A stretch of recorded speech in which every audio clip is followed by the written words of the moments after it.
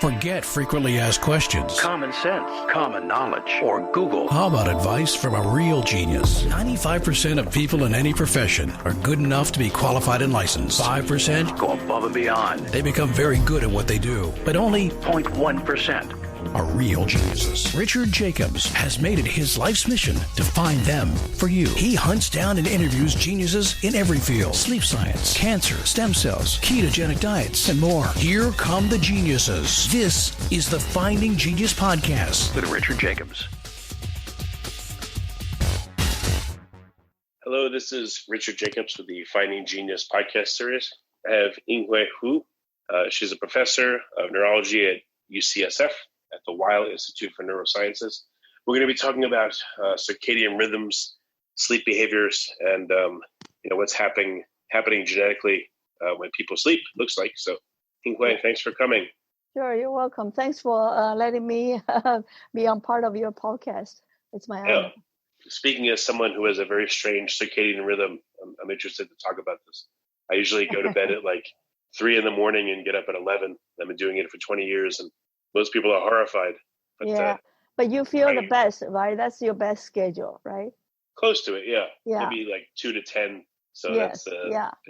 Yeah. So I think that's exactly what we have been doing, part of what we have been doing. So my research or my lab focus on human sleep behavior, try to understand our sleep behavior. And then two areas that we focus on. One is the circadian rhythm, and the other one is sleep duration. And circadian rhythm really is about our sleep schedule. And so what we learned from our work is that our gene actually plays a very important role in determining our sleep behavior. So whether you are night owls like you, right, or morning larks, or how many hours of sleep you need, that actually depend a lot on our genetic composition. So when I've heard is people when they're teenagers, their circadian rhythm shifts forward, and then when people are adults, it may shift back, and then when they get very old, it seems to shift much earlier. Is that because of like changing gene expression or methylation? No, I think so. So the way it is that for teenagers usually tend to shift backwards, and that's caused by the hormonal changes in our body. And so most teenagers, they like to stay up late and get up late, and that's because of the hormonal change. And when we get to about late 20s, and we start to become stabilized. And that's when you can really understand what's your true body schedule. And when we get to beyond, a lot of papers say 60, but I would say maybe 65 or 70. After 65 or 70, then your body starts to shift forward. You become early riser. You go to bed earlier and get up earlier. That's true. And we still don't know why when people get older, and then usually they go to bed earlier. But even though hormone signaling changes, are you saying that people have an underlying preferred circadian rhythm based on their genes as well? Yes, yeah, exactly. And that's what we found in the last 20 some years. I've been working on this about 22, 23 years, yes. And we have found more than a dozen genetic mutations in humans that make them morning larks. With one single base DNA change will make them, want to go to bed somewhere between 5 to 8 p.m. and get up, 2 a.m. or 4 a.m. Right. Yeah, so genetics plays a very important role in this, yeah. And of course, I think that for most people, it's not so obvious. So the people we are studying, they have a stronger genetic mutation that make them have very obvious significant change. I think most people are not like that. Most people probably have several milder DNA polymorphism and make them have certain tendency, for example. So what happens if your hormone signaling is at odds with your underlying genetics? If you genetically want to be a lark, but for some reason diet or who knows what, Right. disease, whatever, your hormone Right. signaling counteracts Right. that. What does that look Right. like if that happens? I'm not sure, but I would guess that it will probably mess up your body a little bit. Yeah, I'm not sure about that because I'm not a physician. I'm a scientist, so I study the genetic effect. If your genetic component, if your genetic composition make you a morning lark or night owls, and then there are some other factors make your body want to go the other way, it probably will mess up your schedule a little bit. And the people I study, they have very strong genetic effect. Well, they how really. How do you know genes do this? What so a gene is there, Yeah. it's mutated. What does it do to the body that causes the person to? I mean, it must control hormone release and the timing and the amount. Our body clock, actually, our sleep schedule is controlled by circadian clock, and circadian clock actually is it's formed by a set of molecules. It forms almost like a molecular clock. It runs a rhythm, a cycle every 24 hours, and it can really set our body rhythm according to this 24-hour cycle. And so a lot of mutations that we found so far are mutations happen on this set of genes and make them change their function a little bit, and therefore make these people's sleep schedule altered from what we call normal, but it's not. This is really not. People who go to bed early or late is not abnormal. It's just they are off from the majority of the population. So most of the mutations we found so far fall into this group of genes, but we are starting to find mutation that's outside this group of genes. So it's a very complex problem, and we still have a lot to learn. We still don't have a complete picture, I would say. Well, what is the normal method of action of our genes that govern our clock? Like, again, when a gene activates, literally, what does it do in our body? What changes to cause us to? Yes, so there are the proteins that we call transcription factors, and so what happened is in the morning, the strongest signal to regulate our body rhythm is the light. So in the morning, when our eyes receive light, it will set the signal for our body, the molecular clock, to set it so that a set of molecular reactions will happen. The transcription factor will turn on the genes or turn off the genes, and therefore our body is very complex. It's very hard to, within a few sentences, to describe it, but essentially that's what happened. The light signal come into our eye and send signal to our brain, and then this whole set of molecules has a set of reactions that happen once every 24 hours. It will set it happen, and then it goes through this whole set of molecular reactions, and then this whole set of molecular reaction will regulate more than half of the genes in our body to regulate our body functions, and therefore it forms this body rhythm of 24 hours. So it's very complex because more than half our genes of any specific organs or tissues that you look at is under this circadian clock regulation. So it's a very complex mechanism.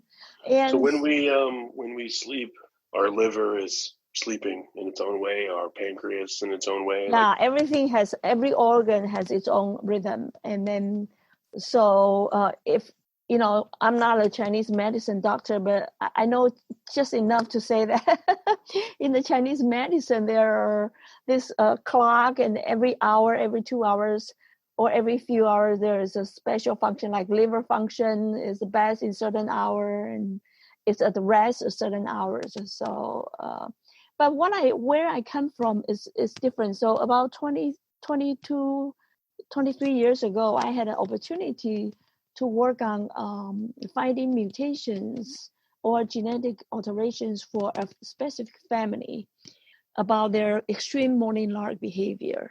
And that's how we started it, because we had no idea that genes can control our sleep behavior until this woman came to us and she asked us to help her because she realized that her granddaughters and many of her family members all have this very strange sleep pattern that they need to go to bed like 6, 7 p.m. and they get up like 2, 3 a.m. And she felt that this was a very negative thing for her in her life, because in the evening she couldn't do anything with her spouse, and she didn't want her granddaughter to suffer the same way. So she came to us and asked us to help her.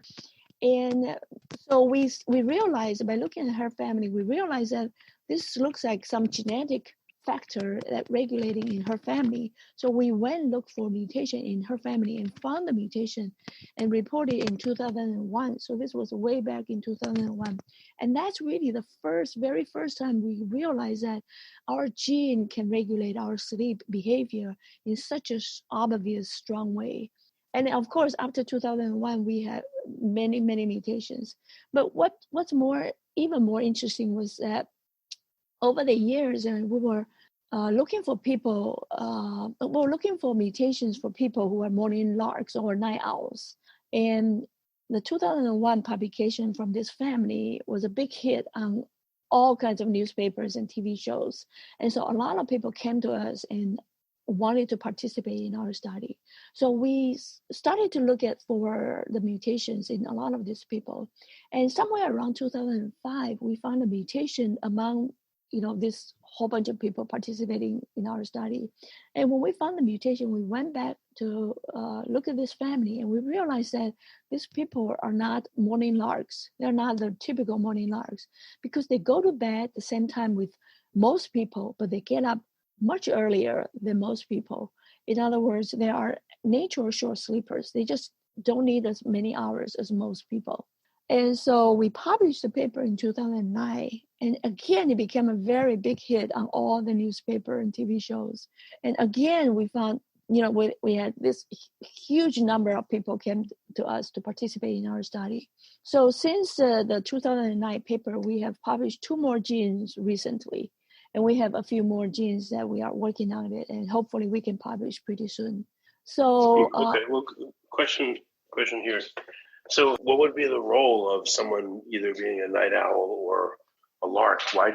What physiological function would it serve? I've heard of, for instance, the sentinel hypothesis. Night owls were sentinels when the rest of the tribe would sleep. But I don't know. Are there any other theories out there? I don't know those theories, but I feel, the data is there. The morning larks they usually perform better in the morning, and the night owls usually perform better later in the day. And those are we know that in science.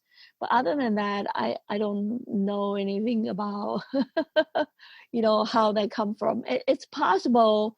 A long time ago, for some reason, some people need to adjust their body to a later schedule in order for their tribe to survive. That's very possible. But I'm not, I don't know personally about that to confirm or not confirm it. So once you identify these genes, then what? We study their function and understand why when there are mutations, and they will affect their sleep schedule in such a significant way. And so it will help us understand how to modulate our body clock. And this, I think, is significant impact for our future, because now our society is really running in a 24/7 manner, right? There are a lot of people need to go and do shift work for nurses or whatever reason. And so it's really not good for their health. If someone who is not night owls and constantly do night shift, and that has very significant consequences on their health, right? Or another example would be therapy or chemotherapy or whatever medicine therapy. We know that our body runs in a clock. Therefore, there are certain times it would be better for certain medicines to give to patients, right? Because that will be the best time to give the patient at this time for them to get most out of the medication. So from that sense, there are a lot of advantages for us to know how to regulate our body clock. Or for instance, you are a night owl, but you need to You need to get up early. Next day, maybe there's something you can take to help you adjust your body for 1 or 2 days. Or when we travel, when we have jet lag, and something can help us adjust our body clock. So if we can understand at the molecular level how our body clock is regulated, it will help us maybe to come up with something to help us adjust our body clock easily. So these are the idea. And similar with the short sleep, people that were studied, these are natural short sleepers. They sleep fewer hours, 4 to 6 hours, their whole life without any negative consequences. Unlike most people, if they don't sleep enough on a long-term basis, they will have some significant negative consequences. So if we can understand why they don't need as much sleep at the molecular level, it will also help give us an opportunity to really see if there's a way we can help people sleep more efficient. Because we think that these short sleepers, they can behave this way, or they can survive in fewer hours their whole life without negative consequences, is because their sleep is more efficient. And so maybe we can figure out some way to help us all sleep more efficient. Therefore, we can all become healthier, right? How do you determine the sleep efficiency? From the person's diary of how they feel, or are there other sleepiness index? So we look at their. We first ask them a lot of questionnaires, and we interview them and see how they feel, if they have any health consequences. But the group of people we study, they sleep on average 4 to 6 hours, and they are very, very active. They're very optimistic, and they are multitaskers. They are excellent multitaskers. They usually have 2 jobs or more jobs, or they go to school full time and have jobs on the side. And they usually live a full life till a very advanced age and still very healthy. So these are people who seem to have better sleep efficiency than most people. And we want to understand why they are this way. Yeah, so that's why now where I was studying this, and I've been studying sleep for 20-some years. Over the years, I realized that a lot of people don't really realize how important sleep is for us, right? And therefore, people don't follow their sleep schedule in order for them to maintain their health. And so I recently wrote a book called Sleep to Thrive, and in order to help people understand how important this is. So this is really, I think the most important thing for now is to help everybody understand how important this is. And I'm very happy I saw your podcast list, and sleep is one of the areas that you are focusing on. Yeah, well, I've had a lot of sleep issues, and my family does, so we might make good guinea pigs for the lab. So that's why I'm interested in it. Yeah, sleep is so important. Yeah. What do you hope to figure out in the next few years here? Yeah, so like I say, right now I feel what I'm most interested in is really understand the sleep efficiency, how to regulate sleep efficiency. Because if we can increase sleep efficiency for everyone, then all the incidence for all kinds of diseases will drop significantly. And to me, that's much better than trying to find cure for one disease at a time, right? Because poor sleep actually can significantly increase your chance of getting all kinds of diseases, a lot higher, right? Including Alzheimer's, cardiovascular problem, all kinds of problems. So if we can understand how to increase sleep efficiency, it will help us decrease the incidence of a lot of these diseases. And I think that's my number one priority now. And I hope within a few years we can learn enough to help us come up with some idea of how to help everybody sleep better, sleep more efficiently. What do you think is going to be the way to do that? I mean, if you understand someone's genetics, okay, great. What then? And do you counsel them? Do they have certain hormones, food? What do they do? Yeah, so the thing about our approach is that we're just taking advantage of this very rare human with the genetic mutation. We're just taking advantage of their genetic information to help us understand how sleep is regulated, really. Because it's very hard to study sleep because we have no idea how sleep is regulated. So we simply want to use these people's genetic information to help us understand the mechanism. But if we understand mechanism, then we can probably come up with some therapies that can help us increase the sleep efficiency. And that can help a lot of people without knowing their genetic information. We don't need to know everybody's genetic information if we know how sleep regulatory mechanism works, right? So we're simply using the rare human to help us understand the mechanism. If we can understand the mechanism, then we can, without knowing people's genetics, come up with some idea to help with to tweak the regulatory mechanism to make it more efficient. The sleep architecture of short sleepers, is it different, or the sleep architecture of owls versus larks or super larks? I think the basic mechanism is the same.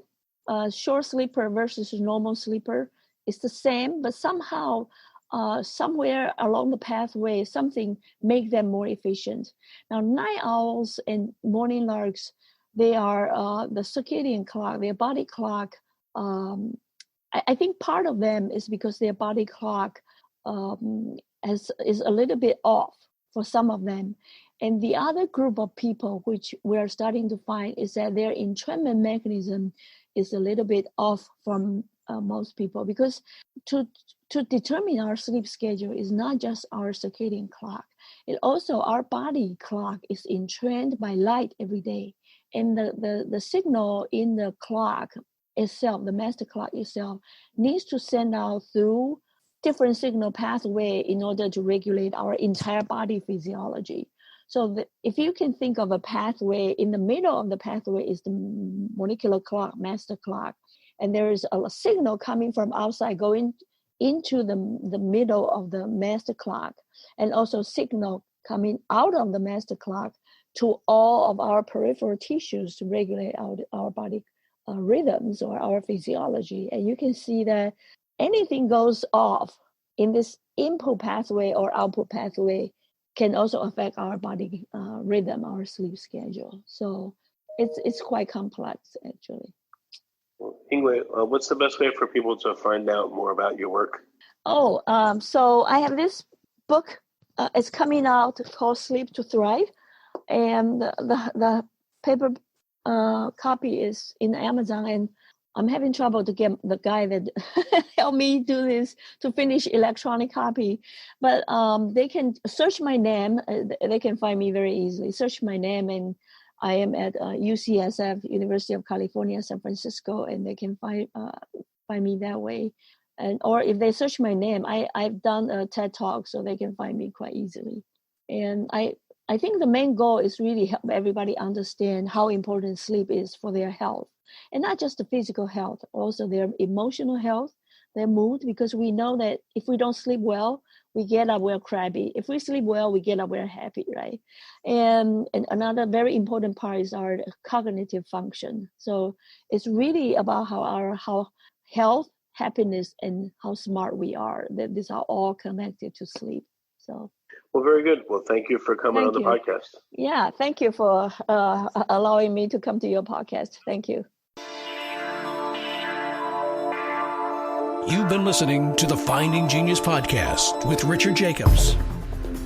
If you like what you hear, be sure to review and subscribe to the Finding Genius podcast on iTunes or wherever you listen to podcasts. And want to be smarter than everybody else? Become a premium member at findinggeniuspodcast.com. This podcast is for information only. No advice of any kind is being given. Any action you take or don't take as a result of listening is your sole responsibility. Consult professionals when advice is needed.